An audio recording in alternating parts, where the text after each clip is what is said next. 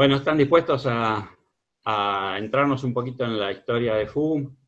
Pero les contaba, no tanto biográficamente, sino más que nada su estadía en Argentina, que esto es lo más importante, me parece a mi entender, para poder dilucidar un poco el porqué del nivel de la magia argentina.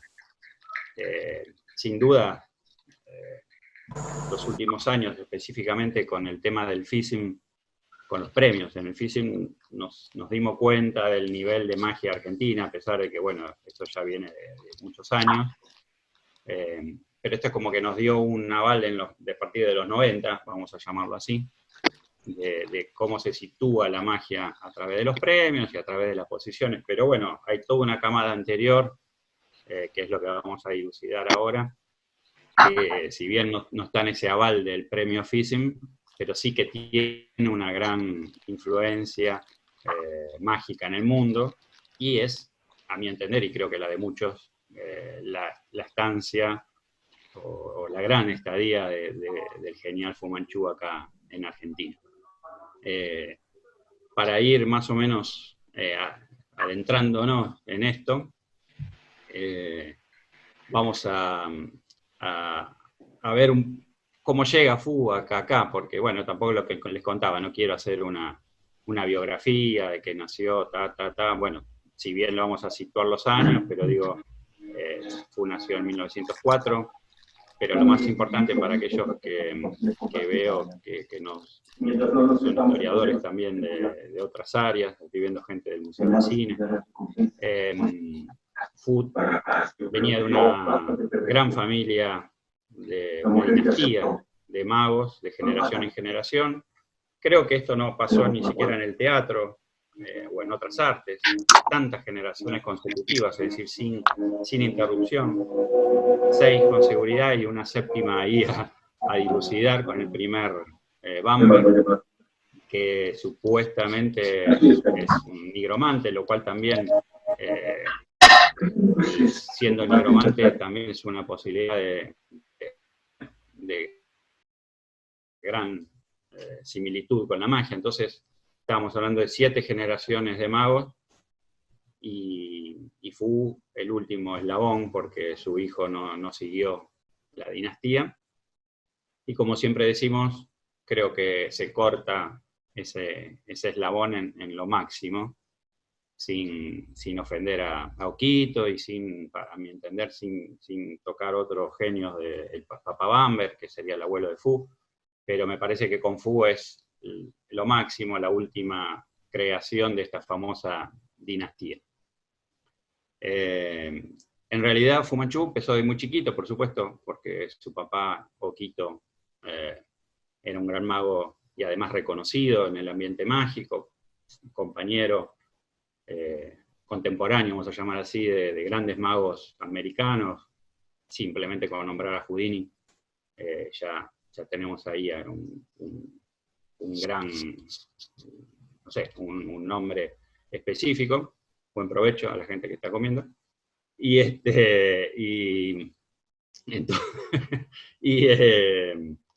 Entonces, bueno, les contaba que se crió, nació entre bambalinas, entre teatros y magos.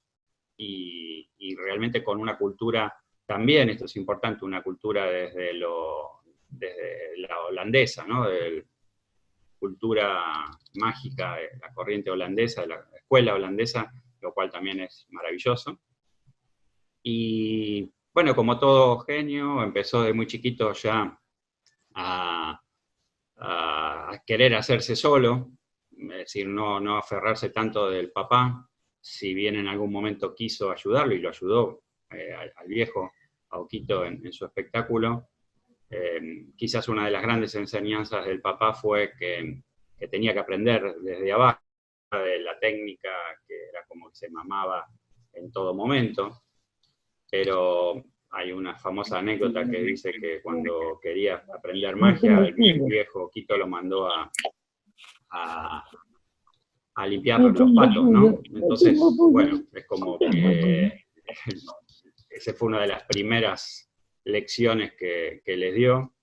Pero realmente Fu empezó ya con inquietudes artísticas, es decir, él quería ser actor, también anduvo coqueteando por Hollywood, y bueno, y desde siempre, o desde muy chico, integró un número de mentalismo, un famoso número de telepatía, con los Anzic, y su acto característico, que eran las sombras chinescas, el acto con que ya venía heredando también de Okito, que lo venía haciendo en el show de Darkston. Y con las sombras justamente era un acto típico de variedades.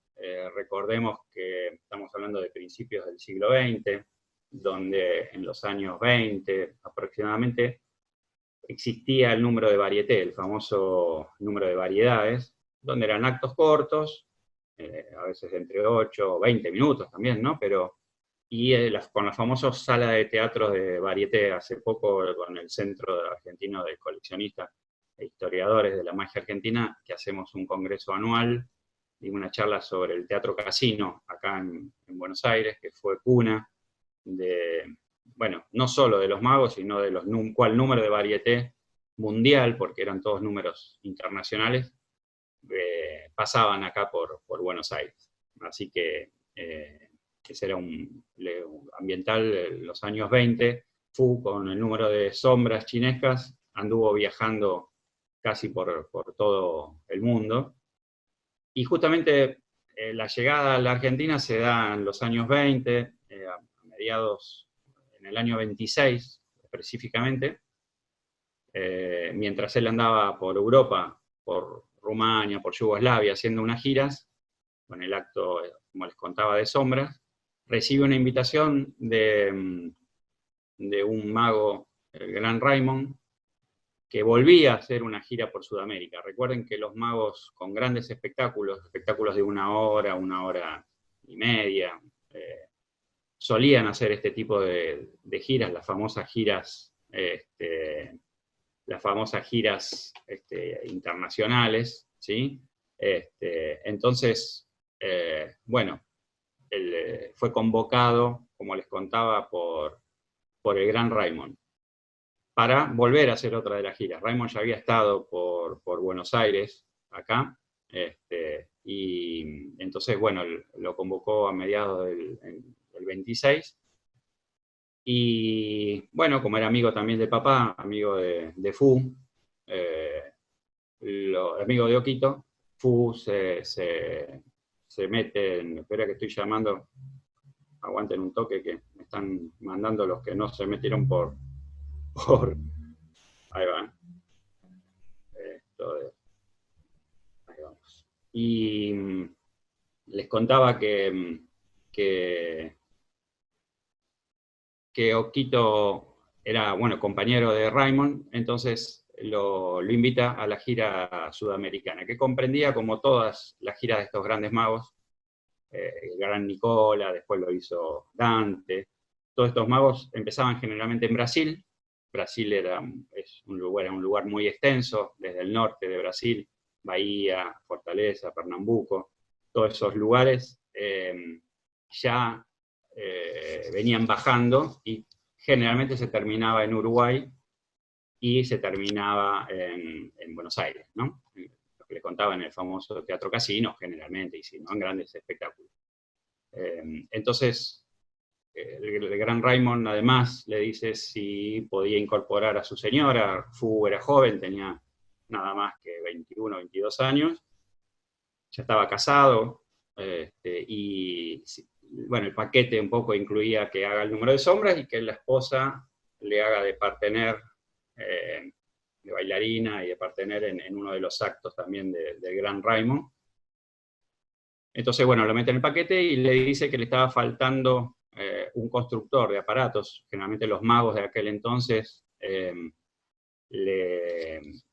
viajaban con un fabricante, con un constructor de magia, y Raymond, bueno, le sugiere o le pregunta si Fu conocía alguno, y esto sí lo vamos a nombrar porque es importante para la magia argentina.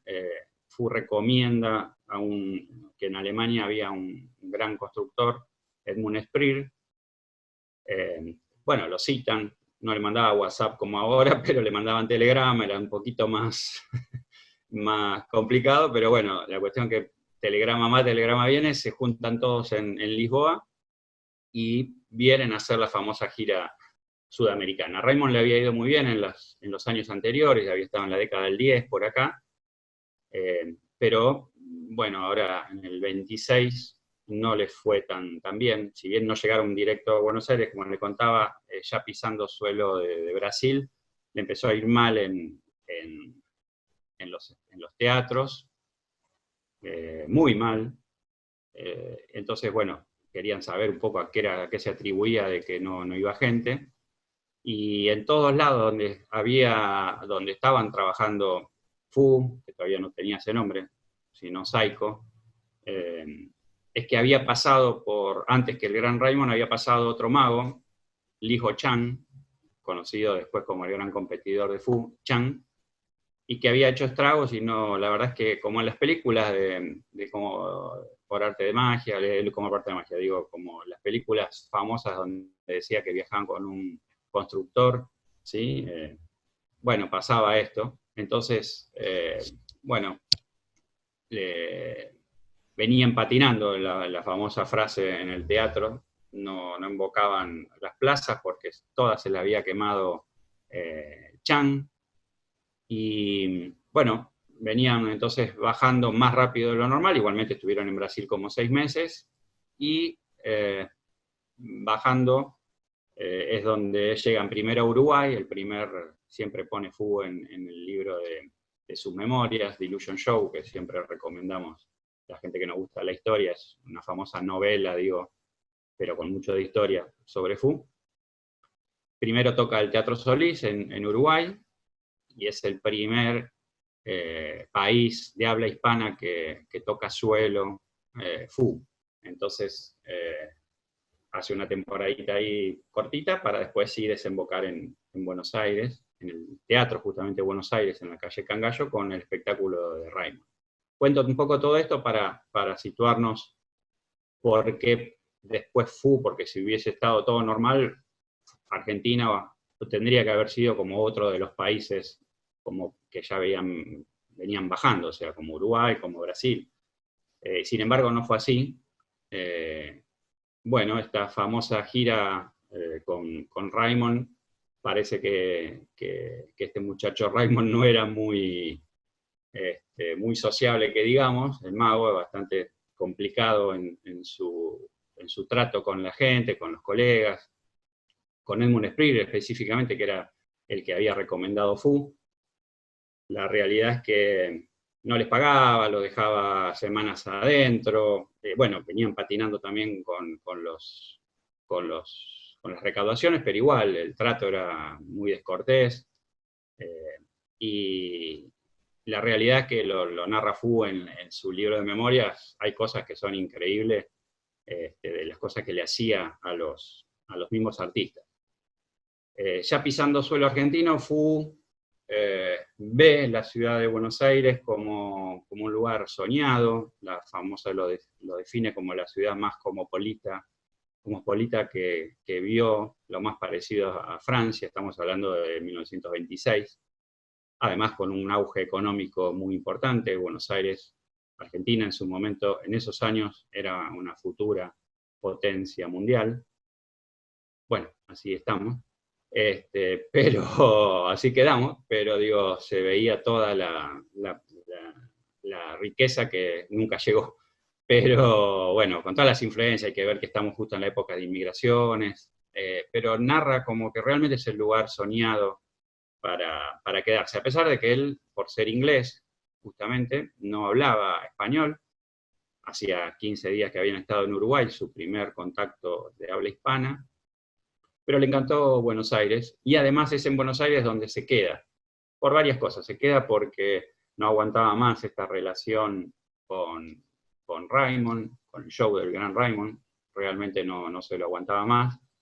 Se dice, o lo cuenta él específicamente cómo fue, Raymond era tan jodido que para retener a los artistas cerraba con llave la puerta de los camarinos, de cada uno de los camerinos, para que nadie pudiera hacer otros bolos y salir con otras compañías.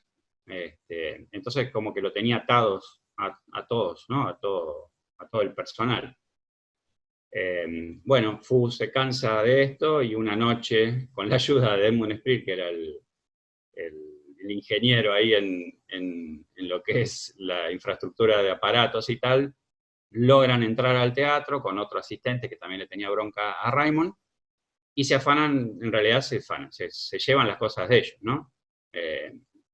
Y todo de sotamanga, por supuesto, porque el Raymond no se tenía que enterar. Entran al teatro, se llevan sus cosas, como si fuese algo realmente increíble, pero eran sus cosas, ya no se le tocó nada de Raymond. Y Fu ya tenía en vista, ya se había cruzado acá con este Chang, que era el que le venía compitiendo a Raymond en Brasil.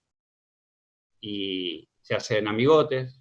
Chang, si bien era panameño, hablaba muy bien inglés por haber nacido en los suelos de Centroamérica, donde se habla el inglés muy perfecto, entonces pegan buena onda.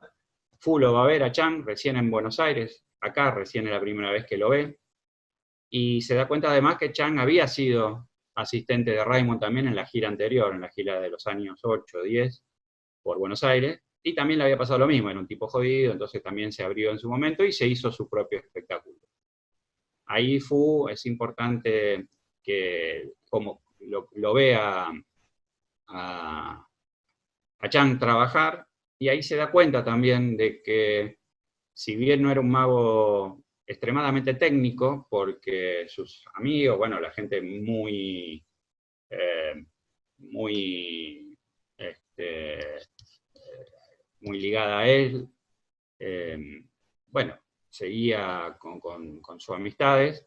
Él creía que la parte técnica era lo más importante, pero ve en Chang a un artista genial, un gran carismático, y ahí es donde se le ocurre justamente la idea de poder llegar a tener un espectáculo grande en Buenos Aires, y al separarse de Raymond, se une a Chang en una gira que Chang iba a hacer por Bahía Blanca. ¿Qué pasó? Hay una anécdota también que es interesante, que la única forma de llegar a Bahía Blanca era tomar el tren en Constitución.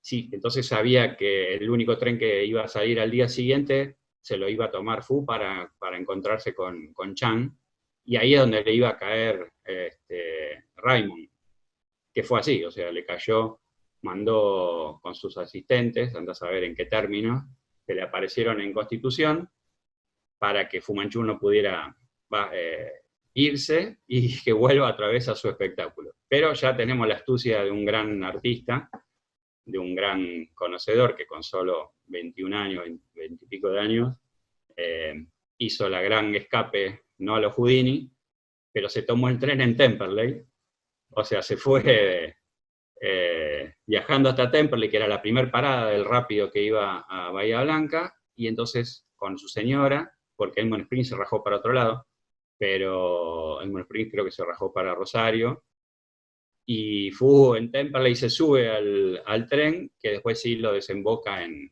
Bahía Blanca, para trabajar con Chang. Hace una temporada que nada que ver como lo iba haciendo con Raymond, o sea que estaban muy contentos ellos, pero bueno, es cortito la temporada. Lo que sí, acá es donde ya se empieza a radicar, es decir, porque él se desprende de ese espectáculo grande, se queda acá solo, con casi nada.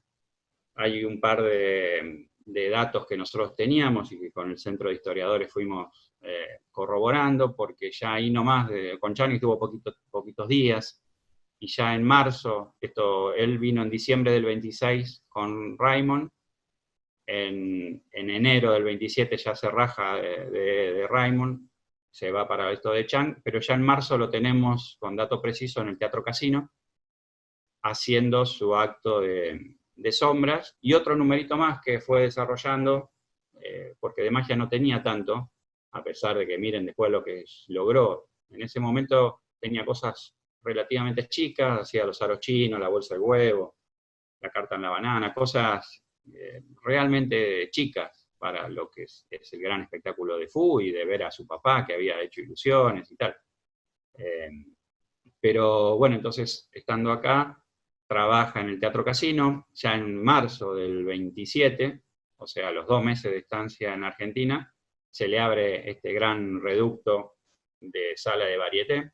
Un poco también, me imagino, por la influencia del viejo, de Oquito, que había estado justo un año antes, en marzo del 26, había estado acá por Buenos Aires, en ese famoso lugar, y me imagino que Fu, al invocar a su papá, le habrán abierto las puertas, y hacía justamente el acto de Sombras Chinescas, y el famoso escarabajo, número del escarabajo Ibis, no sé si alguno ya lo conoce, el que no lo conoce levanta la mano, y avanzamos sobre eso.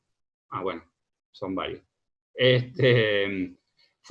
Antes de venirse para Argentina, en una de las reuniones en Estados Unidos, hay que ver que él también vivió, Quito vivía en Estados Unidos, entonces él vivió muchos años ahí, y de hecho tuvo ganas de ser actor en Hollywood, hizo algunos papelitos extras,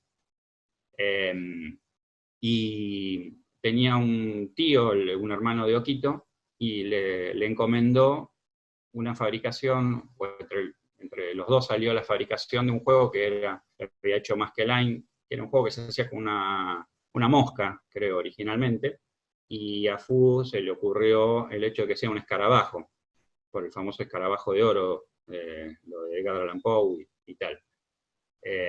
Y para la cabeza nuestra, imagínense que era un efecto que se hacía con imanes. Estamos hablando de los años 20, ahora hoy en día que hablamos de imanes de neodimio y tal, fíjense ya la cabeza, cómo trabajaba, que se hacía con el famoso magnetismo, y era un acto donde, bueno, supuestamente era un pizarrón, y se ponía un pizarrón que se mostraba vacío, una gran pizarra, con tipo un tablero de la Ouija, por llamarlo de una manera, con las letras, y con el sí y el no, como si fuese una gran Ouija. Y el público hacía preguntas y se ponía el escarabajo apoyadito en esa pizarra, y el escarabajo caminaba y se detenía en cada una de las letras conformando la respuesta, lo cual era una locura para su época, y era trabajado también con imán, ¿no? Ese era un acto que había desarrollado con el tío, no con Oquito, sino con el tío, Edward, y lo montó acá en Buenos Aires. O sea, en el viaje de Brasil para acá, Edmund Esprilla se lo fue fabricando, y lo debuta acá ya lo venía debutando en el espectáculo de Raymond, y acá lo desarrolla haciendo los dos actos, las sombras y el escarabajo humano, como le llamaba Isis, el escarabajo humano. Con esos dos actos empezó, y empezó a radicarse y a quedarse acá en Argentina. No tenía un gran show, solo estos dos actos. Empezó a trabajar un poco para la colonia inglesa, porque todavía no dominaba bien el castellano. Hay otra anécdota que estoy escribiendo para un futuro libro que se va a llamar 100 curiosidades de la historia de la magia argentina, y son todos ganchos, y todas son como anécdotas en general, muy popurrí de muchas cosas, no solo de fútbol no hay nada casi, pero una de las cosas que voy a poner como gancho es, si ponemos a Fu y a Chaplin, Fu y Chaplin, ¿qué tienen de común? Bueno, muchos dirán, ahora los tengo silenciados, pero muchos dirán, bueno, eran ingleses, ¿no? Que sé yo, comediantes. Después Fu en ese momento no era tan comediante, pero sin embargo, esto que pasó en el 27, cuando él se queda acá, él agarraba cualquier cosa porque no tenía mucho laburo. Entonces una de las cosas que se dio, que vino un cómico, creo que de Sudáfrica, Billy Cardo, y montó un espectáculo que se llamó Una noche en el Music Hall, que fue el famoso sketch o acto que hizo Chaplin cuando viajó de Inglaterra a Estados Unidos. Está en una película también de Chaplin, un corto, perdón, Una noche en el Music Hall, creo que es del año 15, Raúl, si no me equivoco, y sí, me parece, ¿no? El 15. Y Chaplin ahí hacía un personaje de un tipo que está en una van escena, en un palco de una van escena, y está molestando a todos los artistas de varieté, el tipo está borracho y molesta a todos. Al mago lo jode, le dice que lo tiene en el doble fondo, que saque el conejo de la galera. Ese personaje lo hacía Chaplin, primero en teatro, después lo hizo en cine, y ese espectáculo fue puesto acá, en el Teatro Coliseo, en el año 27. Eso pocos capaz lo recuerdan o lo saben. Y Fu Manchu hizo el personaje no de Chaplin, sino el personaje del mago en escena, que el otro lo bardeaba, ¿no? El cómico este famoso lo bardeaba. Bueno, el resultado fue que fue muy malo el espectáculo, bueno, fue un fracaso, las críticas lo mataron, dijeron que era muy malo el mago que hacía el show, o sea que tenía todo en contra Fu para empezar, pero la perseverancia y la cabeza genial hizo que, bueno, que después ya se quedara acá, y junto con un importante pie que fue Edmund Spreer, ¿no? Que fue el que le empezó a fabricar los aparatos, porque se dio la posibilidad de que acá en Buenos Aires, con un productor que se encuentra poco casualmente por la calle Corrientes, Walter Walker, que es el que le pone la guita, por llamar de una manera, le banca este primer espectáculo a Fu Manchu. Y fíjense que en el año 29 es donde él recién, es donde lanza su gran show, y ahí es donde nace el nombre Fu Manchu, ¿no? Hasta ahí recordemos que siempre era Psycho, su show, su nombre artístico, y cuando tiene que pensar en un espectáculo a lo grande, piensa nuevamente en Chang, por el hecho de la temática esta china, un poco también la influencia del viejo, de Okito, que si bien era un acto japonés, bueno, era también oriental. Pero a diferencia del papá, y acá otra de las cosas para destacar, es que a él le gustaba el show hablado, a pesar de que no hablaba bien el castellano.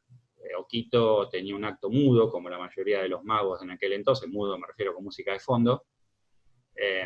Okito por dos razones, una porque era un poco así el acto de varieté, y el otra porque él era sordo, había Okito perdido la audición cuando era chico, se le rompió el tímpano mientras estaba en la nieve en Holanda, se cayó y perdió la audición. Entonces, como no escuchaba bien, se le complicaba el tema de trabajar con la gente en salón, como nos pasaría a nosotros. Entonces, directamente ponía una música de fondo, o bueno, la orquesta, en ese momento era la orquesta en vivo, no había CD, y entonces la orquesta, bueno, tocaba y Okito hacía su acto todo musical. A Fu le gustó todo lo contrario, le gustaba hablar, y en ese hablar medio raro, medio extranjero, medio un inglés a lo extraño, hizo bueno, que gustara y que le gustara también hacerlo en castellano. Él siempre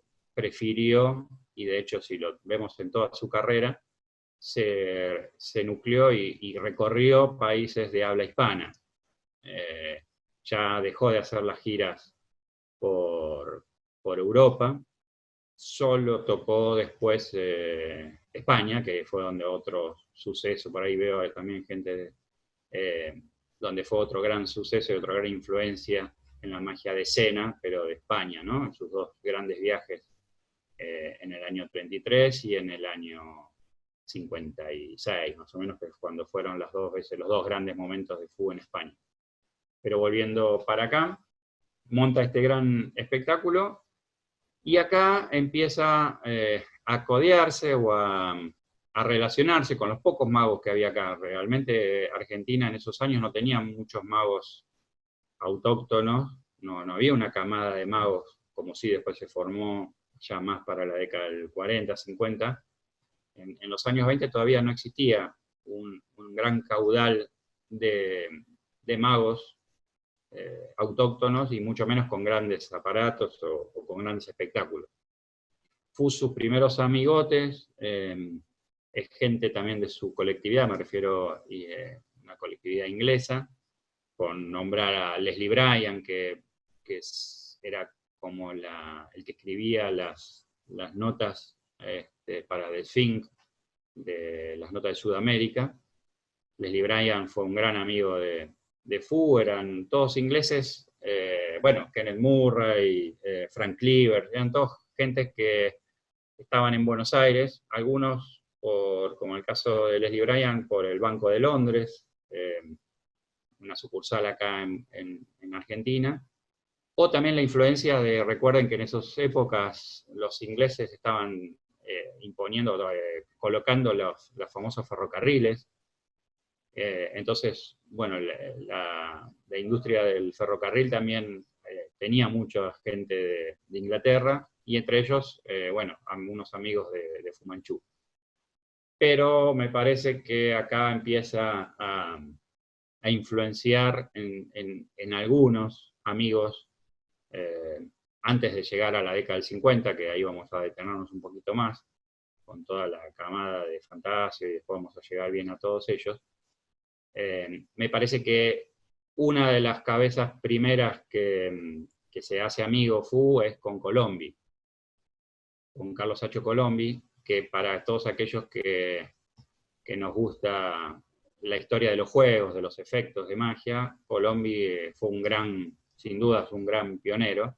Quizás no era de los artistas que llenaban teatros, ni mucho menos, porque no era lo que él quería, no era su profesión, pero sí una gran cabeza mágica, y ahí ya tenemos el primer vínculo, ¿no? O sea, a modo Fu, a modo de lo que serían los maestros de la magia argentina, y que acá también podemos ir nombrando a los Herma,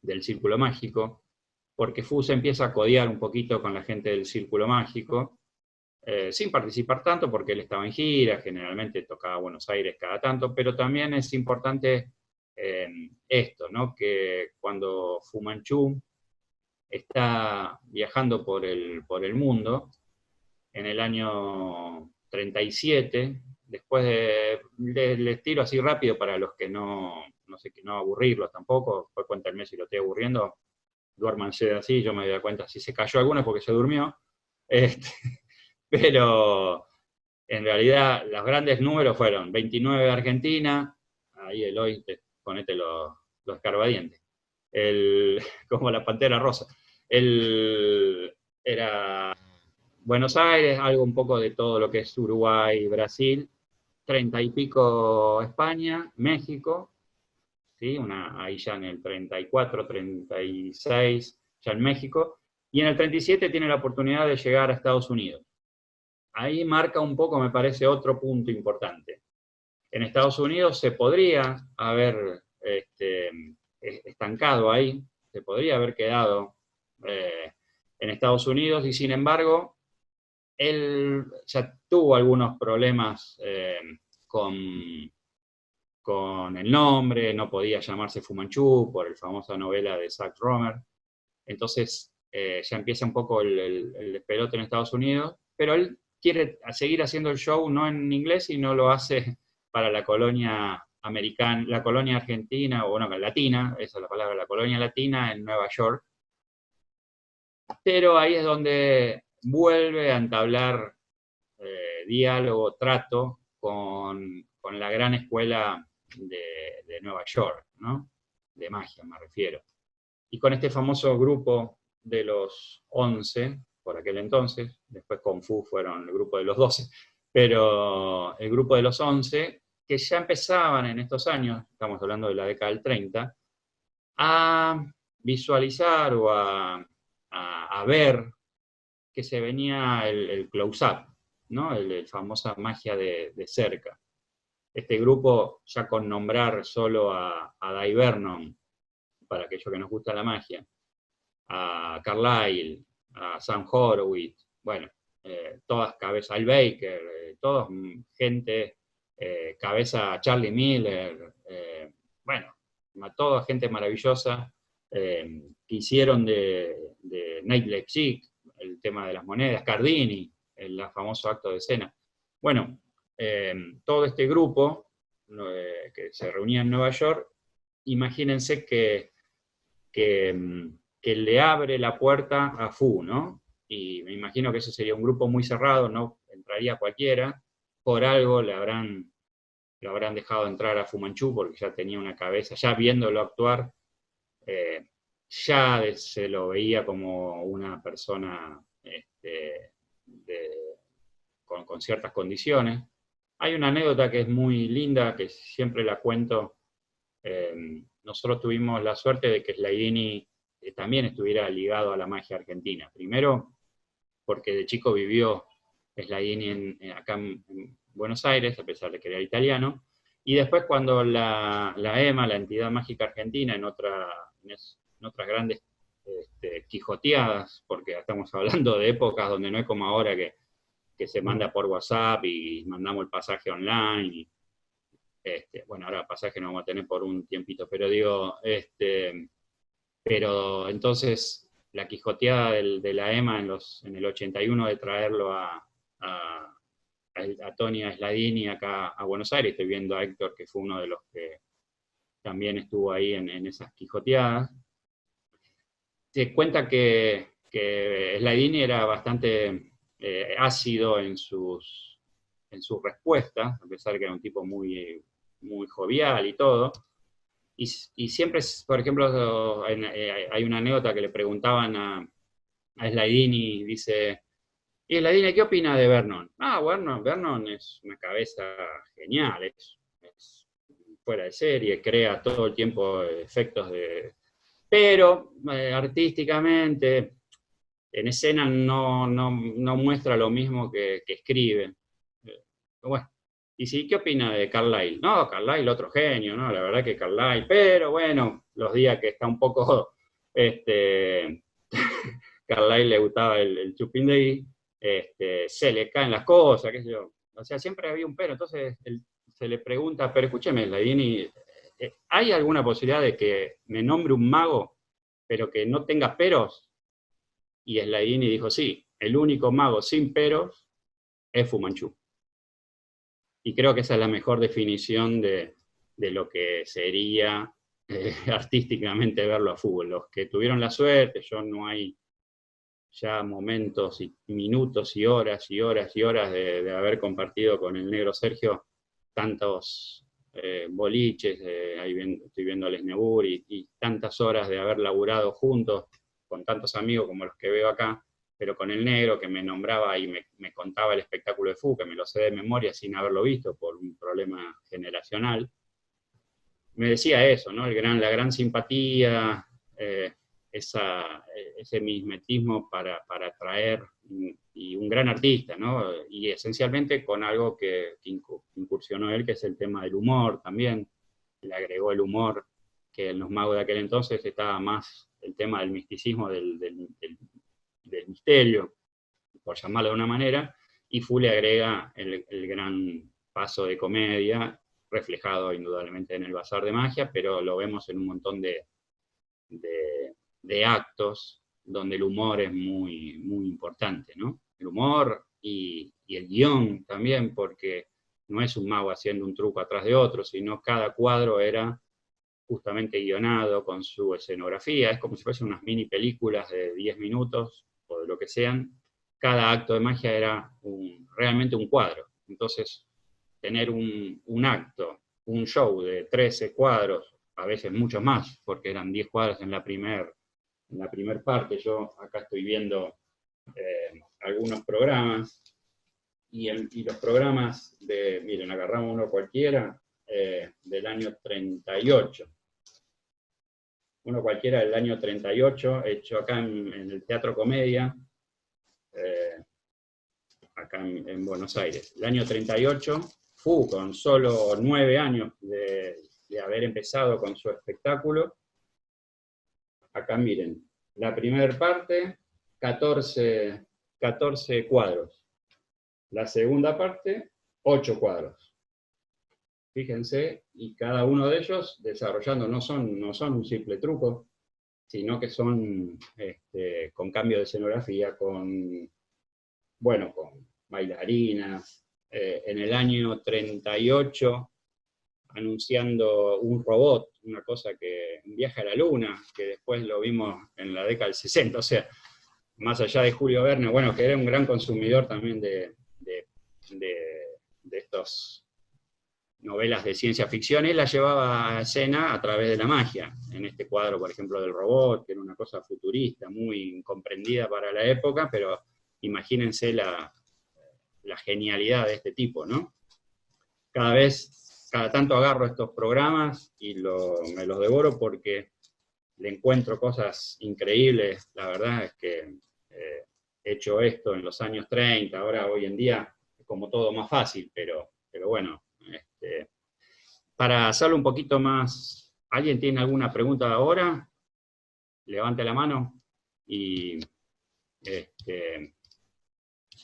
a ver, espera, vamos a... ahí permitimos, si alguien quiere, me levanta, creo que... silenciarlo. Activar esto. No hay tiempo, tiene que ser en esta luna. Ahí vamos viendo. ¿Alguno quiere hacer una pregunta ahora? Tranquila. Levante la mano y vamos viendo, si no. Si no, seguimos, ¿eh? Como quieran. Recién estamos, bueno, genial. Recién estamos en esta influencia de FUM con Dai Vernon y tal, que es la gran movida del close-up. Y justamente estando ya en la década del 50, casi estancado acá en Argentina, nuevamente FU, justo se dio una época en que venían muchos cruceros a Buenos Aires por la costa del Atlántico. Entonces venían bajando, a veces de Estados Unidos, ¿no? Venían bajando por Centroamérica, hacían los puertos más importantes de Brasil, bueno, Montevideo y Argentina, y Buenos Aires. Y ahí venían los magos en los cruceros, entre ellos los grandes que veníamos hablando, Dai Vernon, Carlyle, Milton Christopher, es decir, muchos de los magos americanos, Sam Horowitz. Y Fu era un poco el anfitrión en Buenos Aires de toda esta gente, junto con la gente del Círculo. Entonces también se fue nutriendo una gran camada de magos, los primeros magos, me parece, entre ellos la gente del Círculo, de los años 30, se fue nutriendo de todos estos magos de afuera. Y también en conjunto, ¿no? Porque no olvidemos que Vernon, en uno de sus libros, pone algunos pases de Notis, que era un mago italiano, pero que estaba viviendo en Argentina, entonces era como que también era un intercambio muy grande, y Argentina era una influencia bastante importante, en este caso también en Dai Vernon y en toda la gente del close-up. Digo esto porque si nosotros pensamos a Fu solo de lo artístico, de lo teatral, del mago de escena, y no se nos ocurriría, por ejemplo, desde el lado del close-up, pero ahora después vamos a entrar un poco en eso también, en la gran influencia en ese arte, ¿no? Les decía que el tema de esto, del contacto con los magos maestros, por llamarlo de una manera, Colombi, desde su gran amistad con Fu, los Herma, después muchos de los que después terminaron siendo maestros, llámense Curtis, Selma y todos, fueron también mamando esto de haber ido a ver los espectáculos de Fu Manchu. Y todavía Fu no estando radicado acá, en la década del 50 ya Argentina empieza a crecer, un poco de la mano de Alesmir y a través del primer Congreso de Magia del año 57, con la camada de los chicos jóvenes de aquel entonces, un poco comandados por la gente de Padpe y tal, empieza a fortalecerse los magos de escena. Para mí hay una gran camada, ya desde la década del 50, algunos explotaron un poquito después, pero me parece que la formación sin duda fue en esos años, porque la mayoría compitió en el 57 en el Congreso de Magia, y en esto para mí hay un pentagrama ahí, una 5 que lideran por aquel entonces, a mi entender, voy a seguramente dejar gente afuera, pero me parece que Fantasio, René Laván, el Negro Sergio, Ray Patrick y Marrubén, me parece, es mi quinteto ahí de la suerte. Bueno, después podemos discutir y seguramente Chandú y muchos más estarían a la altura, no digo que no, pero me parece que en ese quinteto se simboliza un poco el esplendor de la magia de escena en Argentina, me parece a mí. Y en todos ellos, si bien ninguno creo que fue alumno directo de Fu Manchu, porque Fu todavía no daba clases, ni mucho menos, no daba mucha bola tampoco a los magos, se los iba a ver al teatro y Fu tampoco le daba tanta cabida, por aquel entonces, un poco, todas las historias se repiten, ¿no? Ahora Héctor te recibió Copperfield en el museo, pero cuando vino acá tanta bola no nos dio a ninguno de nosotros. Pero digo, viste, pues todos necesitan la vuelta. Bueno, Fu también era una gran estrella, imagínense, tampoco era... pero bueno, demasiado se codió con los magos. Pero fíjense que todos ellos, Fantasio, el Negro Sergio, empezaron, muchos de ellos, a las reuniones que después Fu hizo en su centro mágico, íbamos a llegar para detenernos un poquito.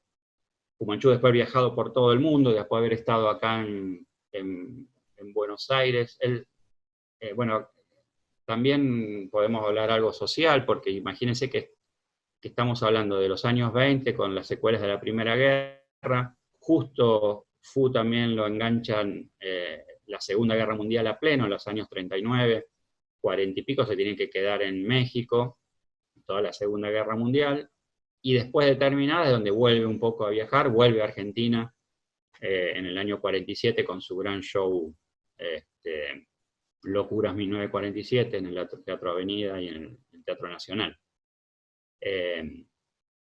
En esa época también Fu, bueno, se queda acá, después con algunos problemas con el gobierno de aquel entonces, también tuvo que rajarse, y vuelve a estancarse ya después en la década del 50, ¿sí? Ya se queda en Argentina en la década del 50, y se retira en realidad del gran show business en el 66. Eso muchos ya lo saben. En el Teatro Liceo hace su última temporada en marzo del 66, y se despide del gran show business, el show grande, como Fu Manchu. Pero ahí es donde me parece que empieza la gran cabeza de Fu en Argentina, y a mi entender deja de lado el show, pero para crecer a todos nosotros, a toda una camada que después fuimos saliendo. Primero, porque lo vinculamos desde los grandes maestros con Colombi, lo vinculamos con los grandes artistas de escena, como esta camada que les digo de la influencia, todos competidores del año 57, todos ganadores de premio, Chandú mismo, pero digo, John Parker, todos los magos de escena, donde Fu también fue presidente del jurado, digo, y seguramente algún consejo habrá tirado por ahí.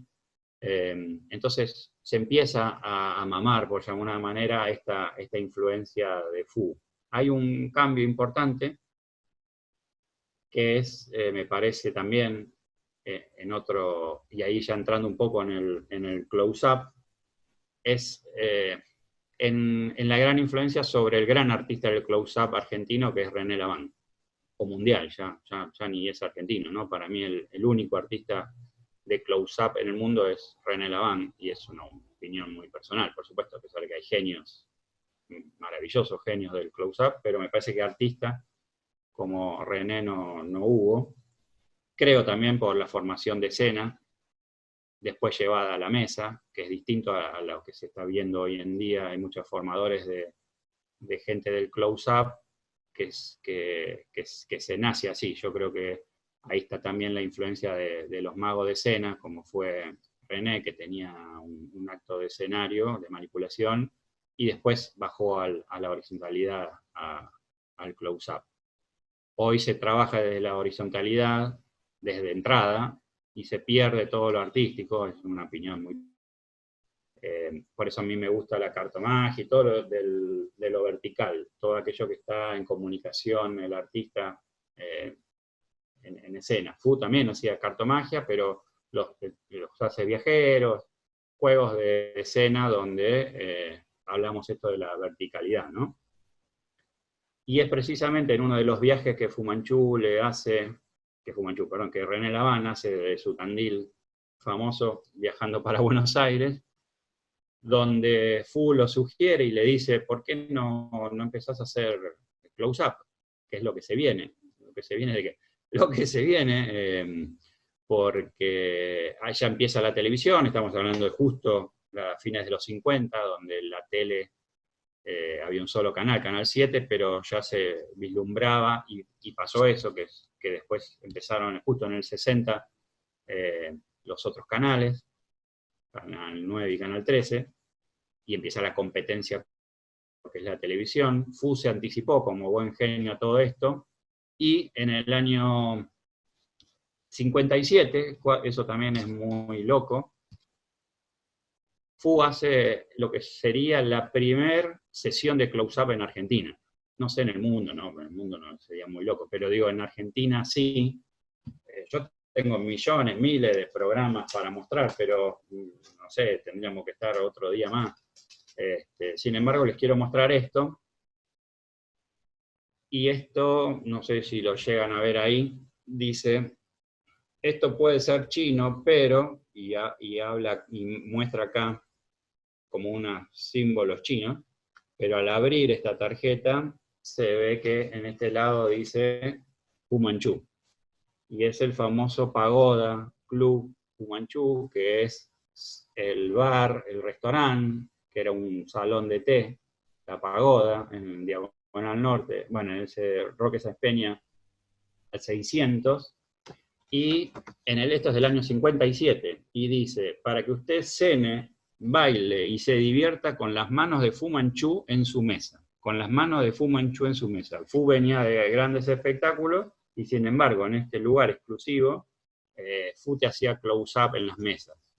Fíjense que para muchos magos dijeron, uy, se vino abajo Fu, de tener orquesta, 20 bailarinas, de números invitados, terminó haciendo magia entre las mesas, y la sensación para muchos era que eso, de que se vino abajo. Sin embargo, me parece que abrió un mercado, el gran creador de este mercado, que era un reducto, y dice, la mano es más rápida que la vista, y Fu Manchu es más rápido que la mano, decía acá un proverbio chino.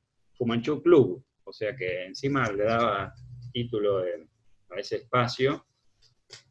Y entonces, anticipando un poco a esto, ve en René Laván, que era este muchacho que hacía con una sola mano un acto de manipulación, porque era un acto de frac, de escena, manipulando, bastante raro, porque a una sola mano, digo, los pases de manipulación siempre son de desapariciones o de apariciones, pero la utilización de ambas manos en René es un tema para trabajarlo también en alguna de estas clases maestras, porque realmente era un acto, no hay nada grabado, lamentablemente estamos hablando de la década del 50, y justo no hay nada grabado, no estuvo en películas, no estuvo, no sé, no era tan común verlo, y está poco perdido, está muy perdido ese acto de escenario del genial René Laván.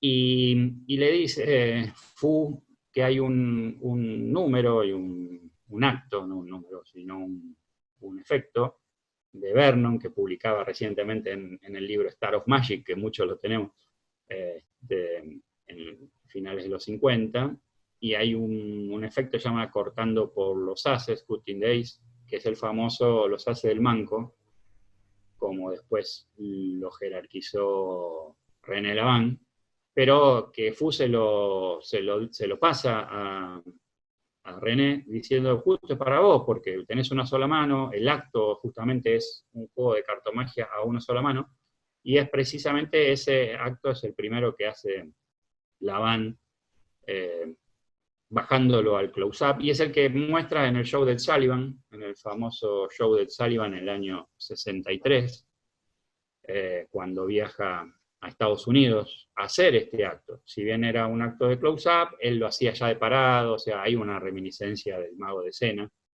René sentado, recién creo que lo vamos a ver en la década del 80, pero me parece que nunca perdió esa postura de un mago de escenario, y si vemos muchas de las actuaciones de él en los 60, en el Circo de Marrone y tal, que yo tengo mucho material de eso.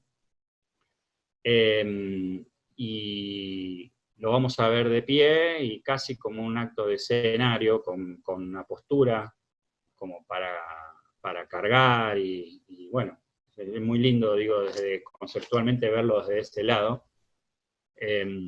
Entonces la influencia sobre René específicamente, sobre el close-up en Argentina, también de la mano de Fu Manchu. Al retirarse Fu del show business, se radica acá y tiene la propuesta de un mago aficionado, Willy Burgin, que tenía una cadena de comercial, ferretería, y en uno de los negocios de la ferretería alemana instalan una casa de magia, de venta de aparatos de magia, pero esencialmente las clases. Es lo que se llama el Centro Mágico Fu Manchu, que en la mitad de los 60, 66, 67 ya estaba funcionando. Fu ya se había retirado recientemente del show, pero seguía en actividad, entonces daba las clases al principio Fu Manchu, pero esencialmente, más allá de las clases, que eran un poco... Tenía un grupo de reunión los días miércoles, la SAM, la Sociedad Argentina de Magos, no la Sociedad Americana, porque está la SAM de Estados Unidos, la SAM, los días miércoles, si no me equivoco, y ahí se reunían otra vez estos grandes magos de escena, ¿no? El Negro Sergio, Mac Rubén. Fantasio ya no estaba viviendo acá, pero si no hubiese también estado ahí colaborando. Atlantis, bueno, toda la gente de escena que se acercaba a estas charlas, eran masterclass prácticamente de Fu, ¿no? Eso es un lindo laburo que estoy viendo a muchos de los integrantes del centro de historiadores que pertenecemos. Me parece que algún día nos vamos a tener que poner las pilas y hacer un escrito sobre el centro mágico Fu Manchu en las famosas reuniones que Delia Camia iba anotando en mimeografía, pero ¿cómo se llama? En taquigrafía, y bueno, y algún día ojalá lo podamos, lo tenemos en manuscrito, y bueno, hay que empezar a descularlo, pero estaría bueno porque ahí también vamos a darnos cuenta de la genialidad de Fu, y que quede plasmado un poco para todos, ¿no? Me parece que es un tema, después lo trataremos con el Centro de Historiadores, pero me gustaría hacerlo algún día. En esas famosas reuniones, bueno, con Camia al lado. Camia, para los que no saben, era la hija de José Ingenieros, un gran poeta, un gran escritor, más que poeta, un escritor maravilloso que tuvo acá Argentina. Entonces, una cabeza también especial. Y Camia sí daba las clases para niños. Este es un tema que por ahí ha pasado muchos artistas. Raúl, quizás no sepas, pero uno de los que estudiaron magia, que después no llegaron a ser magos, fue Campanella. Siempre fue a estudiar a la escuela de Fu Manchu. Y sí, y hace poco yo tengo parte de ese material de colección porque pertenecía a Camia, y a través de Kung Fu me quedó parte de eso. Estaban las fechas de inscripción de los alumnos del centro Fu Manchu, y en un reportaje, una vez como a las 2 o 3 de la mañana, lo encuentro a Campanella diciendo: no, yo en realidad entré en el mundo del cine, dice, porque como mago me fue medio mal, porque yo quería ser mago, no quería ser director de cine ni un carajo. Yo estudié magia, de chiquitito mis viejos a los 9, 10 años me mandaron a estudiar magia. Y ahí busco en los apuntes todos los alumnos que tenía Camia en el Centro Mágico Fu Manchu, y apareció José Luis Campanella a sus 9 años en la calle en Olivos, vivía por ahí, con todos los datos. El papá, la mamá creo que lo llevaba a estudiar magia ahí. Hace poco le regalé una copia de esa ficha de inscripción con la firma de Fu, lo cual era muy loco, y la firma de Delia Camia, que él nunca no sabía, me decía que era la hija de ingeniero, porque Camia justamente se cambió el nombre, no quiso ser Delia Ingeniero,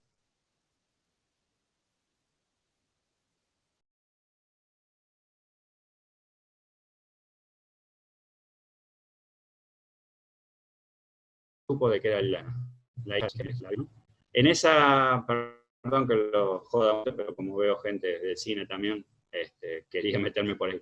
En esas reuniones, también, fíjate lo importante, lo desarrollamos en el último Congreso de Historiadores, está la vinculación con la parte de fabricación de aparatos de magia, porque tenemos la cabeza desde la escuela, vamos a llamar Colombi, por poner un nombre, pero vienen muchos más, lo que hablamos de los Herma y un montón de demás. Los grandes artistas de escena, como estos que estamos viendo, el primer gran closapero argentino, René Laván, y ahora en el turno de los fabricantes, como liderando el Bazar Yankee, como único ahí de fabricación, Al Smith, con mucha influencia de afuera, pero faltaba la industria nacional un poco a modo internacional, y en la cabeza de Vernet, que se da justamente tras la influencia de Fu Manchu, porque Vernet era un aficionado a la magia de Córdoba, y que todos los miércoles se tomaba un avión para venir a Buenos Aires a las reuniones de Fu. Y Fu, como él era un gran de plástico, tenía una industria de plástico de su familia, lo empezó a meter y a dar ideas y tal, y logró lo que es la empresa Vernet, que hoy la llevan Michel y Greco adelante, pero que sin duda la cabeza de Fu también estuvo ahí metida en esto que sería en la parte de elaboración de magia, ¿sí? También. Y después, bueno, también la televisión, Fu desde que se retiró, del 66 hasta que murió, no hubo lamentablemente mucho más tiempo, quizás si lo hubiésemos tenido un poquito más, yo creo que hubiese avanzado mucho más la magia argentina, pero bueno, en esa estancia, vamos a llamar del Centro Mágico, del 66 al 74, que es cuando él murió, por allí también hizo muchos programas de televisión, recordemos los de Mancera, El Sábado Circulares, algunos programas, algunos ciclos de historia de la magia con Blackie, es decir, muchos programas de televisión donde lo tenían a Fu como protagonista, hasta que, bueno, después falleció en el 74. Pero también, como otro avanzado, ya a principios de los 70 en Buenos Aires empezó lo que se llamó el Café Concert, ¿se acuerdan? Eda Díaz y toda la gente que empezó a hacer Café Concert, un poco antes, bueno, el gran Vergara Leumann, digo, hubo toda una movida en los 60, al fin de los 60, y ahí también estaba la influencia de Fu, porque se armó no con inversión de él, sino con inversión de unos 4 muchachos, lo que se llamó la Trampa del Diablo. La Trampa del Diablo era un lugar hermoso, que era un sótano, yo acá tengo alguna, ahí capaz que ven, era el primer café concert de magia en el año 72, 22 creo. Y por acá debo tener el programa también, donde, acá, la trampa del diablo, ahí. Y acá estamos viendo nada más y nada menos que artistas que después fueron famosos, Cecilia Rosetto, gente de Lander, Jovita Luna. Ahí Fu, ya retirado así todo, formó también otra de las locuras de aquel entonces, ¿no? El famoso Café Concert. Los muchachos, Carlos Mans y Mayorén, todos los dueños de ese lugar, también hacían cosas cansadas para la época, todos aquellos que fueron, no sé si hay alguno acá que fue, que esté presente ahora, Héctor, muy bien, Carrión, Gustavito, Valentini.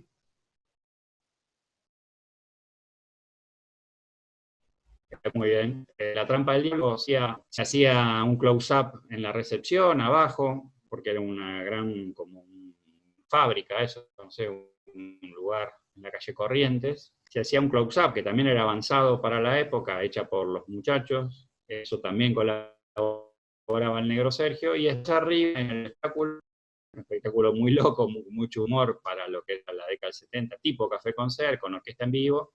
Fu Manchu hacía algunos numeritos, y Yuquito, en un primer lugar, que era el sucesor, haciendo los tazones, las sombras, y después quedó el negro Sergio también actuando allí. Fu hacía los billetes, las sombras, pero imagínense, o sea, está en todo, ¿no? Está en la cabeza esta de lo increíble de que puede haber sido un Café Concert, y hoy lo hubiésemos tenido, qué sé yo, si seguiría viviendo haciendo magia acá por online, qué sé yo, porque era un avanzado en todo sentido, ¿no? Y esto, indudablemente, después de tantas generaciones, y digo, volviendo un poco a esto, ¿no? Imagínense que ya la fuerza de los 50 a los 60 en grandes artistas, más toda la influencia de las diversas ramas, lo infantil, bueno, con Héctor, con toda la gente que trabajó mucho para niños, Adrio, toda la gente de Fisher, toda la gente que hizo grande esto, la cabeza de Fu andaba siempre ahí rondando, digo, y me parece que hoy el tener todos los premios mundiales, a tener a Hernán, a Henry Evans como nuestra cabeza hoy quizás más visible de la magia dando vuelta por el mundo, indudablemente es basado en el Centro Mágico Fu Manchu, a mi entender, que es a donde vamos a ir terminando esto. Fu forma este lugar, y Fu se muere en el año 74. Sin embargo, la escuela de Fu sigue unos 10 años más, liderada por su esposa, por Lola, por su última compañera, Lola, y de ahí salimos toda una gran camada, que también, ya sin la enseñanza de Fu directamente, lamentablemente por algo generacional, pero con Fu vibrando en cada reunión que íbamos nosotros al Centro Mágico, es decir, porque el entrar, yo era chico, pero entrar ahí en ese lugar, con los cuadros pintados por Yuquito, con la presencia de que te venían los amigos de Fu, más los profesores de aquel entonces, Leo Rey, Reguito, gente que había estado un poco con Roger, con Fu, Topín, gente que nos enseñó a nosotros, bueno, el oficio de andar por la vida haciendo lo único que sabemos hacer, que es la magia. Y digo, y toda esa influencia, Lola mismo, ¿no? Que será siempre quizás hasta criticada, pobre, no tendrá el valor que se merece, sin embargo, para nosotros es muy importante, porque si bien artísticamente no llegábamos ni a los talones de Fu, en su opinión, pero digo, desde lo artístico, el hecho de haber estado ahí manteniendo ese lugar con todo su sacrificio, y haciendo rodeándose, codeándose, ampañándonos un poco a todos, porque nosotros íbamos a clase, pero después nos quedamos a comer los guisos de Lola en la casa, digo, y toda la tarde ahí mamando cosas, viendo diapositivas de Fu Manchu. Yo me crié con eso, con póster. A la larga toda esa información te va llegando, digo, o sea, las grandes genialidades de su show, porque también sus shows podemos ir a detallecitos de creaciones maravillosas dentro de sus espectáculos, pero el famoso Jade, donde tiraba una chica por el palco Avancén, y la gente se creía que había una discusión entre dos personas del público, y justo en el momento que estaba haciendo el truco, que era un sólido a través de un sólido, una cosa media un juego normal de salón, y sin embargo Fu le metió esa creación maravillosa de la discusión ahí en el palco Avancén, y la gente volvía a ir, ¿no? Y la butaca de la muerte. Bueno, esto podemos hablar también horas y horas, digo, sobre cada espectáculo en sí, ¿no? Porque yo creo que hoy meter otra vez la butaca de la muerte en un en la calle Corrientes, sensación de nuevo, porque es una interacción, es que hoy se llama el teatro moving living teatro, que sería esto de que pasan cosas durante, no solo en el escenario, sino en la platea y en la butaca de la muerte. Otra vez hubo otro avanzado. Si esto es novedad ahora, imagínense lo que fue en la década del 60, principio de los 60, o sea, a fines de los 50, con la butaca de la muerte, cuando en el medio del espectáculo de FUS apareció un disparo, se escuchaba un disparo y apareció un muerto tirado ahí en la platea, se prendían la luz de sala y entraba un inspector parando la función, y ahí empezaba todo la trama, ¿no? O sea, una locura y una genialidad que me parece que hacerla otra vez hoy sería, bueno, no sé quién la puede hacer, pero digo, pero ya tener esa cabeza. La mayoría de los libretos también eran de fútbol, un consumidor total de otras artes, lo cual también es lo que tenemos que abrir, digo, a nivel magia, digo, no quedarnos solo con el truquito, sino formarnos como artista en general, con decir de que Fu hizo películas, su gran amigo era Orson Welles, digo, o sea, se nutrió de la fotografía, del cine, del teatro, de tantas artes que a la larga eso se nota, ¿no? Y eso también, en cierta forma, lo mamábamos en el Centro Mágico, porque Lola, a su manera, entre sus pasos de coreografía, que nos hacía hacer, nosotros éramos chiquitos y parecíamos que estábamos haciendo, qué sé yo, pero nos hacía bailar y nos hacía presentar la cacerola de una manera especial. Nosotros copiamos ahí sin saber mucho qué hacíamos, pero ahí estoy viendo alguna foto de Gustavo.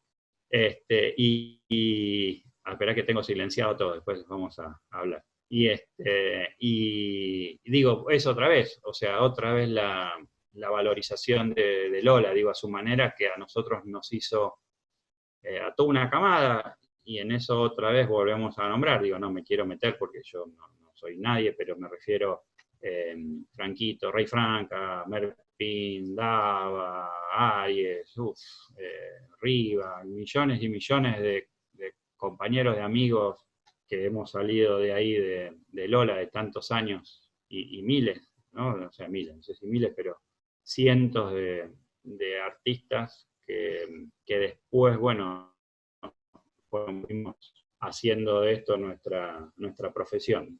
Así que con esto le quería poner poquito de la biografía de Fu, porque es para otras charlas muchísimo más, y no lo quiero aburrir tampoco, pero sí para que sepamos dónde estamos parados, digo, desde la Argentina, porque hoy, bueno, ver que Henry gana el Mundial, que Guerra, que esto, que venimos ganando varios congresos, que la magia está muy posicionada, que el mago argentino es un mago todoterreno, cosa que también es un poco la influencia esta de Fu, ¿no? Más allá de que la idiosincrasia argentina es en general sobre eso, nosotros solemos estar formados para ser infantiles, para hacer close-up, para hacer salón, para hacer escena, digo, cosas que no está pasando en otros lados del mundo. Y bueno, indudablemente la pinta ahí de Fu habrá estado presente en mucho de todas estas enseñanzas. Así que creo que el cierre es con el Centro Mágico Fu Manchu, pero indudablemente después cada uno de nosotros armando nuestras escuelas y esas cosas en forma individual, o gente performando, Melpin y toda la gente, cada uno con su estilo y con su gran arte, digo, se sigue difundiendo esta enseñanza que nos fue dejando Fu Manchu, ¿no? Entonces, un poco eso, ¿no? Para que vayamos cerrando esta parte de charla, y después abrir si alguno tenga ganas de preguntar, qué sé yo, si tiene ganas de preguntar sobre algo muy específico, no estaría mal, quizás organizándolo, no sé, o levantando la mano y le vamos dando un poco a todos, así que vamos a ir a ver si se va iniciando, espera. Vamos activando un poco a todos, se va a empezar a escuchar medio latoso, me parece, pero si estoy viendo algunas manos levantadas. El Manrupe. Manrupe. tengo una pregunta. Cuando, buenas noches para todos, ¿no? Cuando lo vi, yo tengo 60, entonces, cuando lo vi en la televisión, digamos, con Pipo Mancera, ¿no? Él pasó fragmentos de las películas de sus actos, tipo El viaje a la luna y todo eso. Eso existe, ¿sabes? Hacerme investigador, seguro. Perdóname, yo te escucho medio latoso, pero me decías del viaje a la luna. Bueno, sí. ¿Ahora me escucha bien? Sí. Sí, cuando lo vi en el programa de Mancera, cuando yo era chico, ¿no? Sí. Que reportaje, qué sé yo, y él pasó fragmentos de filmados de Viaje a la Luna y eso, ¿no? Sí. Yo quisiera saber si existe ese material. Mira, él hasta dio una charla en Mar del Plata, en uno de los congresos que organizó Keller en el año 69, sobre Méliès, porque en realidad él era un gran aficionado al cine, y por supuesto teniendo a Méliès como la mayoría de nosotros, los que nos gusta el cine también, como la cabeza mágica del cine en Méliès. Él no filmó sus espectáculos teatrales, porque que yo te contaba, de donde él hace lo de la luna, del cohete y robot, es del año 38, después fue como demasiado...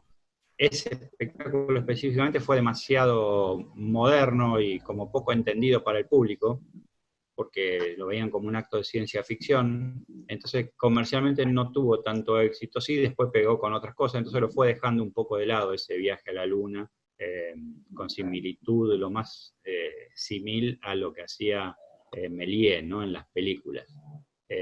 Pero mismo ahí en La Trampa del Diablo, que recién te estaba mostrando, había un acto donde pasaban unas películas de Méliès también proyectadas en el techo, era muy loco eso. Ajá, mirá vos. Que se llamaba La Trampa del Diablo, justamente porque el protagonista era Belcebú, era Lucifer, que estaba por ahí populando en ese lugar, y se narraba un poco la historia del arte en sí, ¿no? Entonces, él siempre trataba de incorporar a personajes como Méliès. Quizás eso es lo que te haya quedado grabado más en la memoria. Sí, puede ser. Ayer estuvimos hablando con de eso, antes de... ¿Sí? ¿Hay alguien que tenga otra? Levante la mano. Él es investigador del Museo del Cine. Publicidad. Espera que escucho medio bajo, si hay alguno. Néstor, yo te estaba mostrando, Gustavo. Sí, yo te estaba mostrando unas fotos que son aproximadamente del año 70. No sé si las alcanzan a ver ahí. 70. Esto es en la escuela de Fu Manchu, en el Centro Mágico. Sí. Ahí lo tenés a Fu. Sí. Acá lo vas a tener a Roger. A Roger.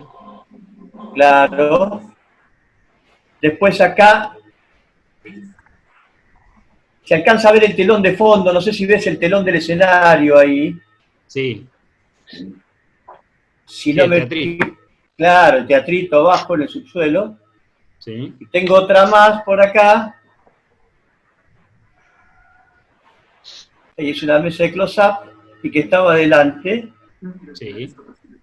Esto fue para fin de año, para la época que trabajábamos en ese escenarito y hacíamos lo que habíamos aprendido en el año. Claro, la muestra de fin de año. Es la muestra de fin de año, correcto. Y segura a Roger en ese momento, y Fu estaba, claro. A veces bajaba, cada tanto bajaba y daba alguna cosita y charlaba un poquito. Pero yo en esa época tenía 10, 11 años, era muy chico. Mirá. Y por ahí me encontrás en alguna de esas fichas que tenés. Bueno, sí, voy a buscar, porque sí, vos acá No, Roger era el profe. Sí, figuraba Burgin también como profesor, que me pareció raro, pero bueno, se ve que Willy Burgin también daría clases. Una escena con vos, yo estaba atrás, éramos 50, y vos y yo estábamos ahí, después nos sacamos una foto. Sí. Mi hermano filmó un mediometraje cuya coprotagonista era María Banner. ¿En serio? Sí. María Banner. Ahí está. Estoy yo. María María Banner. Banner, ¿no? ¿Me estaban hablando? Estoy abierto. Estoy abierto. Sí. Sí, y bueno, lo que sí, Raúl, es que nos queda como para poder valorar un poco a Fu son las películas que hizo en México, estas famosas 6 películas, que quizás no sean de gran calidad desde lo artístico, pero que, bueno, que nos refleja un poco con algunos actos de Fu Manchu y es lo que nos queda en vivo, ¿no? Así que quizás algún día aparezca algo más.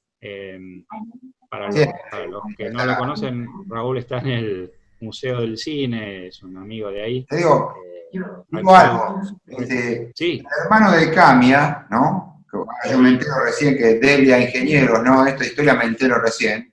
Julio Ingeniero fue un experimentador del cine, que hizo las películas en 3D, películas con muñecos en stop motion, ¿no? Todo un material que se perdió después. La pareja de él falleció, tiró todo. Pero en la década del 50 incluso creó un sistema de 3D de moda del cine estereoscópico, ¿no? Que filmó varias cosas. Fu Manchu no, pero filmó algunas cosas a principios de la década del 50. Mira vos. Eso es bueno, muy ingeniero. Por eso puede ser que todavía aparezcan cosas. Uno sigue rastreando como un buen investigador y un incansable rastreador de cosas. Y quién sabe, ¿no? Uno, alguien que vos debés conocer mucho, que era Di Chiara, siempre me prometió que tenía un parte de espectáculo de Fu grabado. Ajá, mira vos. Que posiblemente sea verdad, porque él hacía notas o hacía exteriores para Canal 13, para la década del 60, y o sea, nos da toda la pista de que puede haber sido quizás hasta en el último espectáculo allá por la década del 60, y me contaba que en una de las, creo que el programa de Mancera, justamente en una de las notas que le hizo en Camarines a Fu Manchu, le había grabado de contrabando, también desde un palco, o unas escenas en mudo, como para editar después en la nota, y siempre me dijo que las tenía, y que yo después murió, bueno, y ahora los hijos están clasificando material, que, bueno, no sabemos, pero digo, tampoco es que, viste, como son las cosas, es decir, quizás puede ser que aparezca algo, ojalá, algún día perdido, un poco más de la magia argentina reflejada por Fu, ¿no? Yo creo que quizás en eso sí no somos tan conscientes como país de haberle dado la importancia me imagino, a él, por sobre todo, bueno, de armarle la estructura, digo, de conceptual, de que no tuvimos la culpa en Chacarita, empezando por ahí, después ya podemos hablar de millones de cosas más, digo, bueno, en algo de culpa también tenemos nosotros, pero bueno, este es nuestro laburo un poco de los que nos gusta la investigación, de seguir buscando y rastreando, y quizás en alguna oportunidad aparezcan alguna otra cosita. Sí, ¿no? ¿Alguien tiene alguna duda específica o quiera ir viendo? Si no, les voy mostrando también algo de material, si quieren. Néstor. Sí, Héctor. También se podría agregar el paso de Fu por el Bazar Yankee, porque fue uno de los vendedores que tuvo el Bazar Yankee. Sí. Yo fui a comprar al Bazar Yankee y el primer zombie chico, el mini zombie, me lo vendió Fu a mí. Claro. Sí, bueno, eso también lo que hablábamos de la parte, cuando él monta el centro mágico, la escuela, también tenía, por supuesto, el bazar mágico. Ahí, chiquito, de magia, y mucho lo había aprendido en lo de literas, en el Bazar Yankee. Y bueno, y después sí abrió ahí en Riobamba. Este es el famoso, uno de los programas, Riobamba 143. Ahí tenés parte de lo que sería, y los afiches muy de esa época, medio puesto así a mano, mirá, quién es el mago, Centro Mágico Fu Manchu. Bueno, ahí es como que nos fuimos, y que no era fácil llegar tampoco, ¿no? Yo me acuerdo que para llegar al Centro Mágico no fue fácil, tuvimos que, no es como ahora que googleás, digo, y llegás hasta ahí, o sea, no éramos muchos tampoco, también no sé si la magia en aquel entonces, pero no era fácil. Mira, Raúl, este era uno de los programas que él hizo con Mancera. Ah, mira qué bueno. Te veía. Sí, sí. Mira todo lo que le dedicaron, ¿no? Aparte, ¿no? Sí, claro, dedicaron por la eso. Entera, ¿no? ¿Viste? Sí, era mirá, toda la hoja entera de Canal TV, en un programa de Mancera. Así que bueno, imagínate. Lo vi. Sí, la gran influencia. Estas son como las fotos más conocidas de Fu. Y por acá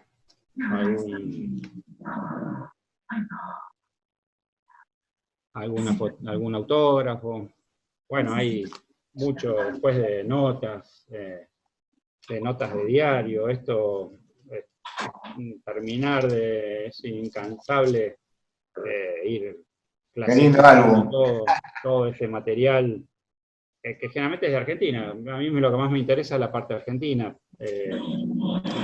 La verdad que era una gran estrella, ¿no? Hoy nosotros no tenemos ese caudal de dimensión de lo que eran los espectáculos de Fu Manchu, pero llenar en la calle Corrientes y temporadas tan largas, es decir, no eran un fin de semana, eran temporadas de 3 meses, de hacer 500 presentaciones, o 100 y pico las mínimas que hacía, y con espectáculos tan variados, porque es importante, a veces hacía 3 funciones por día, esto es un detalle que está buenísimo, hacía 3 espectáculos, 3 funciones por día, matiné, vermut y noche, y a veces hacía la matiné y la noche un mismo espectáculo, pero el del medio lo cambiaba. Entonces había gente que repetía el mismo día las 2 funciones y era totalmente distinto el show.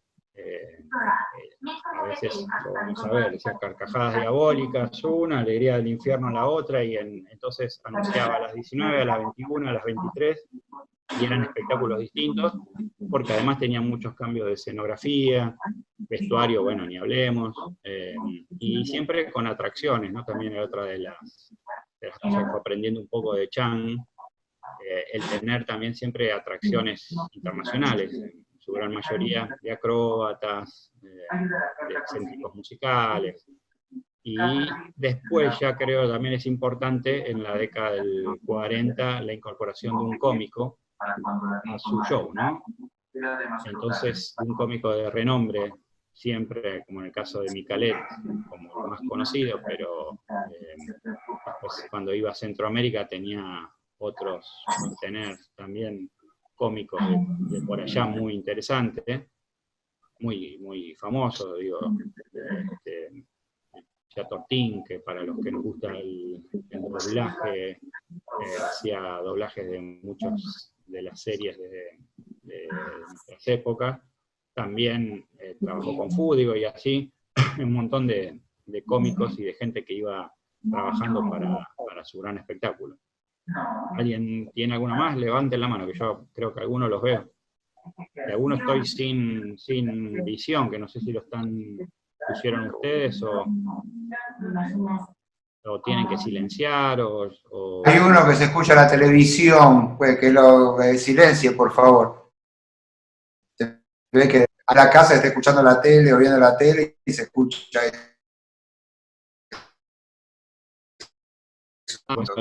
Después de algunos tengo el comentario. Alguien que no se da para el ruido. Sí. Después de algunos tengo silenciado el micrófono, que lo deben tener silenciado ustedes. Pero bueno, en realidad queríamos ir medio cerrando, pero si alguien tiene alguna duda, digo, también con respecto a por qué FU fue tan grande, bueno, me parece que estaría bueno que entre todos lo podamos ir deduciendo.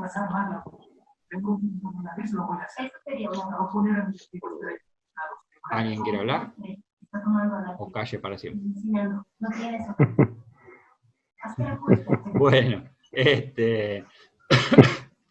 bueno, otro día capaz que podemos ir viendo todo esto detenidamente, la gran influencia de FU. Tengo muchas notas y esencialmente muchos de estos programas largos y que de este tipo así, de los años 40, este es el espectáculo que le decías de Locura 47,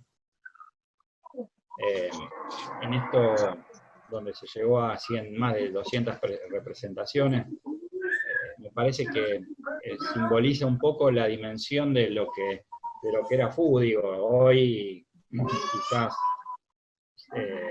lo podemos comparar a, no sé, a Lelutier, a cosas que van llenando, no a los Midachi, digo, quizás de lo popular, pero me parece que tenía un poco más de nivel lo de FU, por eso me gustaría un poco compararlo con Lelutier o con este tipo de cosas, y la verdad que después se fue perdiendo, la magia fue perdiendo un poco ese gran protagonismo de tener un espectáculo como cabeza de compañía. Un poco también porque, bueno, FU era brillante como artista y nosotros quizás en un espectáculo tan grande tendríamos que prepararnos mucho más. Pero digo, sin duda, me tocó una charla que fue genial, quizás ustedes lo conocen, en la Academia del Lunfardo, con un amigo, Marcelo Olivieri, que en su momento lideraba ese espacio. Hacían unas charlas los días jueves, creo, con gente muy grande, gente de 80 años, mismo para arriba, hablando del Buenos Aires de la década del 40 y 50, de cafetines, de la noche porteña, de los teatros de revistas y tal. Y me convocaron para hacer la charla de Fu Manchu. No era para magos, sino era justamente para esta gente del tango y del lunfardo. Y ahí me encontré con que de los 15, 20 viejitos que estaban ahí, que eran maravillosos, casi todos artistas, poetas y tal, todos lo habían visto a FU y todos recordaban algún que otro cuadro, ¿no? Siempre los más famosos, pero digo, o algún bolazo, bueno, siempre el de que se inundó el teatro, pero esos bolazos son eternos para el que cuando tomamos el taxi, pero digo, claro, pero fíjense que lo popular, que de verdad, de esos 20 personas que estaban en mucho menos, o sea, que era como una atracción indudable, que te guste o no la magia, era como ir a verlo, al espectáculo de Fu Manchu. Entonces, bueno, me parece que ahí tenemos un poco la dimensión de lo que fue FU para la magia, para el teatro, para esto también, ¿no? Dejar un conceptual de teatro. También nosotros siempre en lo que podamos, digo, tenemos la cabeza abierta a la gente que salió del Centro Mágico, digo, en general siempre tenemos nuestra cabeza simbolizada al teatro, digo, o sea, incorporamos alguna que otra cosa, no nos reducimos solo al truco o al juego en sí, sino tratamos un poco de darle el contenido artístico. Y bueno, y eso quedará después con nuestros alumnos y así me parece que es justamente lo que nos lleva a posicionar la magia argentina en el mundo, ¿no? Porque, modestia aparte, digo, o sea, es indudable que se formó una escuela. Yo siempre dije, quizás René Lavant tampoco vivió, nunca va a saber lo que va a dejar, digo, en generaciones, dentro de 20 años, la influencia de René, donde todavía se lo va a poder ver a través de YouTube y donde hay mucho más material, no es tan oscura la etapa como la de FU, digo, desde lo fílmico. todo eso me imagino que se va a ver frutos dentro de, como todas camadas, en 20 años, ni siquiera de nosotros, pero esto de la magia y la poesía, de la narración, del laboratorio, de los juegos mágicos, todo esto me parece que la gran influencia de René, pero que esta charla justamente es eso, es decir, René es un genio, pero también ver de dónde viene, ¿no? O sea, y por qué venimos un poco todos de un mismo árbol, que sería, en este caso, el gran mago inglés, ¿no? Así que, bueno, un poco para ir cerrando, primero agradecerles, porque es una charla, las charlas de historia, viste, siempre garpan menos que la de enseñanza de juegos. Yo tengo mis alumnos, por supuesto, que bueno, que sí estudiamos los juegos. A mí particularmente, como me gusta tanto la historia, mi forma de enseñanza lo van a ver con las próximas. Yo voy a dar una secuencia de charlas así, en muchas de esas van a ser de juegos, pero yo trato de no enseñar la magia sola del juego, sino la historia de ese juego, por qué, en qué año nació ese efecto, las distintas variantes que hay, no solo hacer un juego que te enseña tu profe y quedártelo así, que puede estar buenísimo, pero digo, tenés que ir viendo otras rutinas y nutrirte un poco. Esa es la cabeza que yo trato de darle a mis alumnos. Es lo que yo hago normalmente y es lo que voy a hacer en algunas charlas con algún juego específico que ya vamos a ir enterando más adelante, quizás el viernes que viene. Bueno, vamos a ver, tomar algún juego como si fuese una clase mía, el de juego de las cartas, los billetes que hacía Fred Kapp, bueno, descularlo históricamente, un poco el detalle de la técnica, pero además las diversas presentaciones, la forma que me gusta particularmente a mí la enseñanza de magia, ¿no? Yo tengo ahí un montón de estas cosas de la influencia, digo, de muchos artistas que uno va trabajando, y en esto también vas aprendiendo a diario. Me acuerdo con Norberto Jansenson, cuando en alguna oportunidad Héctor decíamos en la EMA que iba a rematar los juegos a un precio irrisorio, a veces juegos de catálogo que valían miles de dólares o cientos de dólares, y los sacaba por 50 pesos, qué sé yo, terminaba a lo que sea. Y Norberto, en una de las charlas, yo trabajé mucho con él, me explicaba algo que para mí fue también maravilloso, y digo, y es un poco este concepto que yo hago con los alumnos, digo, ¿no? Yo le decía, pero ¿por qué regalás o por qué estás vendiendo este juego tan barato? Digo, si ya lo compraste, ¿cuánto lo compraste? $100. ¿Y ahora por qué lo vende 100 pesos? Porque ya está, yo ya le saqué partido. Ah, pero ya lo hiciste, digo, pero si está nuevo, ni lo usaste nunca, o sea, no, está nuevo. Sí, por eso, pero yo ya aprendí este juego. Él tiene un concepto que es parecido a lo que yo les contaba de esto de estudiar o de escular un juego. Si a él se le ocurre para su show, para su próximo show, hacer, no sé, tal o cual efecto, vamos a llamar el Spike, por llamar una manera, que es el de los pinches con las manos, me contaba que él compraba las 8, 10, 12 versiones que existen en el mundo de ese efecto, con todos los sistemas pedorro y no pedorro y del mundo, compraba todos, o sea, porque sabía que ese era parte del show que estaba montando y que lo iba a hacer ese acto, ¿no? Estaba con certeza de que iba a hacer ese juego. Entonces descubría todas las versiones y las miraba y adaptaba la que mejor le caía a él, por supuesto, eso era lo que él me decía, y que las otras las desechaba, pero que no era una plata mal tirada, sino que era una inversión que él tuvo que hacer para deducir de que ese efecto o ese método no era el apropiado para él. Eso para mí fue una enseñanza, digo, desde lo mismo que hago yo con los juegos, es decir, estudio el juego desde sus orígenes, trato de ver quién es el autor, pero esencialmente no para saber el nombre, como en el colegio primario, que nos preguntaban quién creó la bandera, sino para saber en qué año fue conceptuado ese juego, bajo qué influencia, si había más preponderancia de la magia de escena o de la magia de salón, si la cabeza de ese artista que lo creó iba más allá de ese juego, y después sí las diversas versiones del efecto. Por eso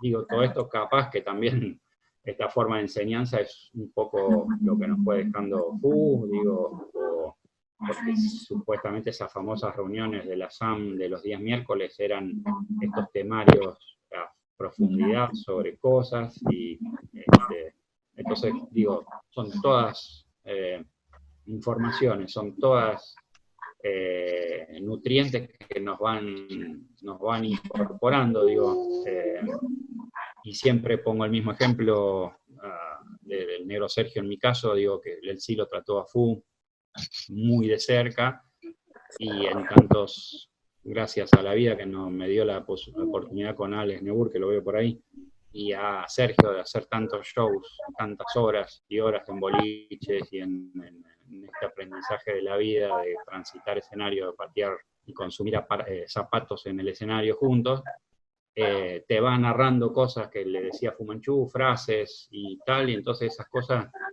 se te van metiendo, y uno trata después de pasársela a los alumnos, digo, desde el buen sentido, no de hacerse el maestro Ciruela, ni mucho menos, sino desde el conceptual de genialidades que le iba narrando el propio Fu Manchu. Así que, bueno, no sé si alguien está con una duda existencial que no pueda ir a dormir. Si no, lo vamos cerrando un poco todo, agradeciéndole. Muchas gracias, buenísimo. Desde ya. Muy bueno, Rodó, muy bueno todo. Muy bueno, gracias, Eloy. Sí, genial, genial. Bueno, muy bien, gracias. Excelente. Abrazo, Rodito.